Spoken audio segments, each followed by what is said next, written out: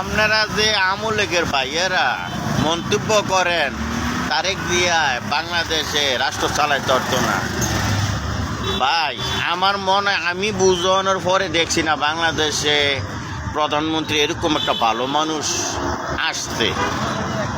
তো এখনো আমরার মতন বাল্য চলল না বলে দেশ চালাইতে পারতো না। আপনাদের সরকার শেখ হাসিনা কী করে গেছে, বাংলাদেশও আয়নার ঘর বানিয়ে গেছে, 57 জন সেনাবাহিনী মাইরা গেছে, তারপরে বিভিন্ন জায়গায় বিভিন্ন অজুহাতে আপনারা মানুষকে হত্যা করছেন।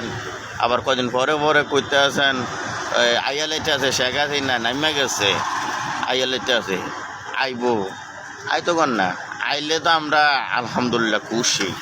এয়ারে আমরা নামাজ পড়তাম, 2 রাকাত নামাজ পড়তাম, আইলে হ্যাঁ যে ফাঁসি কাস্টেতে ঝুলবো, এইটার লাগে আমরা 2 রাকাত নামাজও পড়তাম।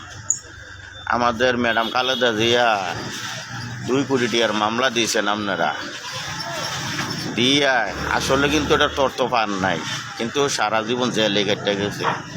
এত বাংলাদেশের ভিতরে অত্যাচার কইরা সেরা এরপরও বাংলাদেশে আবার আইব শেখ হাসিনায়, আপনারা এটি নিয়ে কীভাবে ভাবেন আর কীভাবে আপনারা এই যে আন্দোলন করতে আছেন রাজপথের ভিতরে? আপনাদের কি শরম লজ্জা নাই? থাকলে ঠিকই আপনারা মনে হয় রাজপথের ভিতরে নামলেন নইল।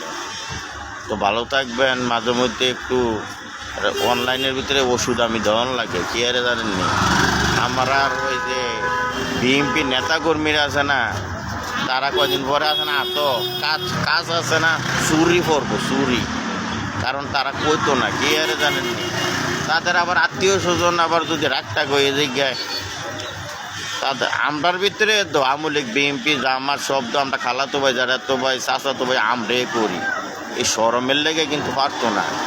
এই কারণে আমি মাঝে মধ্যে অনলাইনের ভিতরে একটু মানে স্মরণ করাই কি স্মরণ করে দিই কি। তো ভালো থাকবেন। ওকে, আসসালামু আলাইকুম ওয়া রাহমাতুল্লাহি ওয়া বারাকাতুহু।